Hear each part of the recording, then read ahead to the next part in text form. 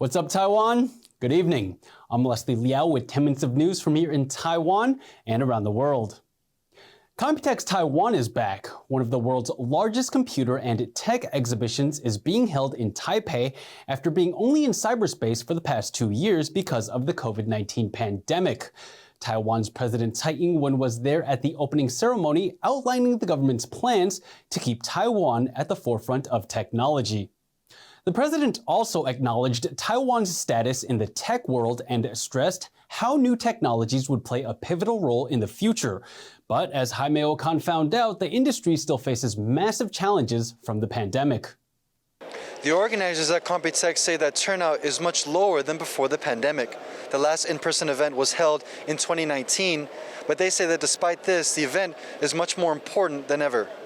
Experts here say that the pandemic has pushed many people to turn digital, so the demand for computers, tablets, and more specifically, the parts that make up those devices have skyrocketed. But there's a major hitch: supply chain issues. Getting the parts you need to make a computer or electronic product has become a huge challenge over the past couple of years. One of the main reasons is the pandemic. Taiwan's economic minister Wang Meihua told the crowds here about the challenges affecting the industry on a national level. 我想，整个全球包括通膨的持续、俄乌的战争，还有中国的清零那对未来的这个消费性的产品确实有这样的下行的情形。那不过我们台湾的厂商包括我们今天的这个 Computex 针对相关的新的应用、持续的创新，还有供应链的完整跟生态系的不断的进展，我想这个部分大家都面临挑战，但是台湾我们是谨慎有信心的。Organizers here said that they're also trying to adapt to the challenges posed by travel restrictions. This year, a lot of the participants will be joining online. Along with building relationships, many of the people and the companies here said they are looking to recover from the loss of business caused by COVID-19. But they say the pandemic has also given them opportunity to develop technology. For instance, remote working has become a way of life. So many companies here are looking to the metaverse.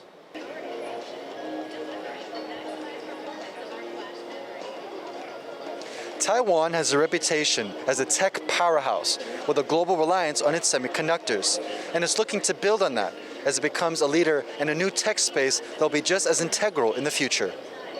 The U.S. Biden administration is changing the type of weapons it sells to Taiwan. Taiwan's defense ministry says arms purchases will be based on lessons learned from the war in Ukraine and says it is on board with the new strategy. But U.S. business groups in Taiwan feel the new plan is too restrictive. Bing Wong reports. U.S. military hardware like these may no longer be available to Taiwan as Washington shifts its arms sales policy. The Biden administration will now only send Taiwan weapons it considers useful for asymmetric warfare, where countries with armies unequal in size are engaged in conflict. This new strategy is meant to compensate for the size of Taiwan's military. But in a letter addressed to U.S. State Department officials, American business groups in Taiwan say the new policy is too restrictive. The letter reads, "The apparent sole focus of this new arms sales policy is to address an all-out D-Day style invasion of Taiwan. Capabilities that do not apply to this scenario will be denied, including those that address China's ongoing coercive gray zone activities in Taiwan's Air Defense Identification Zone, ADIZ, or a blockade scenario that would require a range of naval capabilities." China sees Taiwan as part of its territory, and its Air Force has been conducting frequent incursions into the country's ADIZ. Such gray zone tactics are part of an effort to wear out Taiwan's military. Taiwan's defense ministry backed the U.S. State Department's change in policy. 无法自制或者是需要快速提升战力的项目，才会采取对外采购的方式筹获。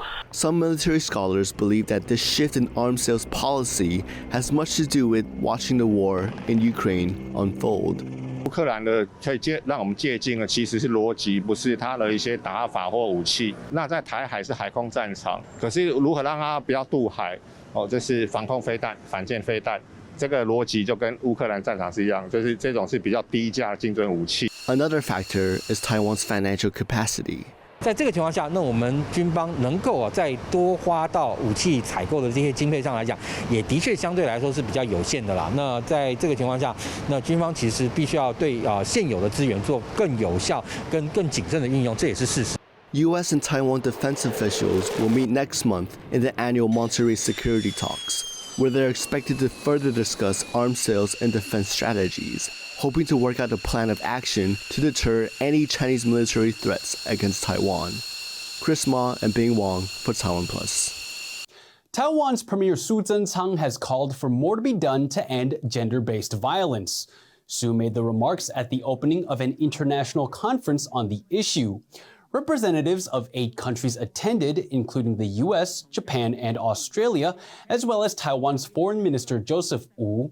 Australia's representative to Taiwan, who spoke at the opening, said the pandemic had seen an increase in violence against women and girls. A report released late last year revealed that nearly 20% of Taiwanese women have been subjected to some form of abuse by an intimate partner. May 24th, that's today, marks 3 years since Taiwan's landmark same-sex marriage law came into effect. In 2019, Taiwan became the first country in Asia to legalize marriage between people of the same gender. But as Rick Glaude reports, many LGBTQ families are still struggling. Yushan and Jiaying have been together for 5 years and want to start a family. 因为我们很想要小孩，然后所以其实就很想要陪伴孩子长大，想知道养一个孩子的过程。Since 2019, same-sex marriage has been legal in Taiwan, but the law does not include the right to joint adoption or artificial reproduction. So Yushan and Jiaying have avoided getting married so that Jiaying can adopt a child as a single person. 我觉得是最主要，为什么要改，就是为了孩子的权益。对，没错，就是如果孩子真的生病或什么的，但万一他只有我一个的保障，对，就会觉得这样就是有损孩子的权益。基本上，因为我们是2个一起的。Yushan and Jiaying are just one of the hundreds of same-sex couples in Taiwan who have the right to legally marry, but still face hurdles that heterosexual couples do not. Taiwan has one of the largest and most visible LGBTQ communities in the region. It's often described as a beacon of liberalism or the best place to be gay in Asia. But the historic 2019 same-sex marriage law came amid a conservative backlash, and key rights, such as adoption, were not included. 3 years later, and those gaps have still not been filled. In a 2018 referendum, most voters chose a new, separate law for same-sex unions rather than changing Taiwan's definition of marriage as between a man and a woman. This was seen by the LGBTQ community as a blow, which pushed what they call true equality off the table. The law ultimately passed by the legislator left out more sensitive issues, such as the right to raise children. Recent polls suggest support for the LGBTQ community has grown since then.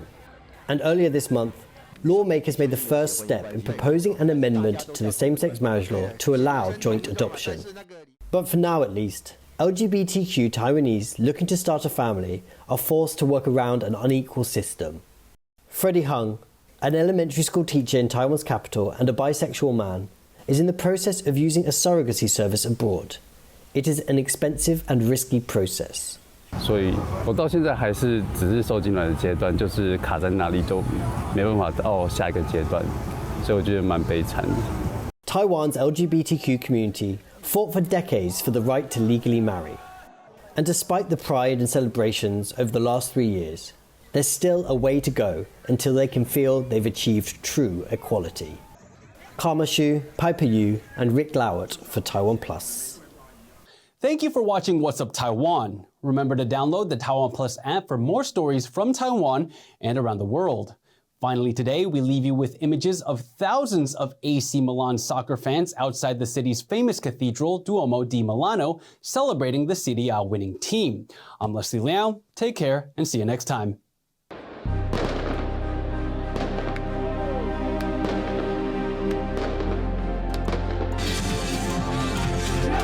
Come on.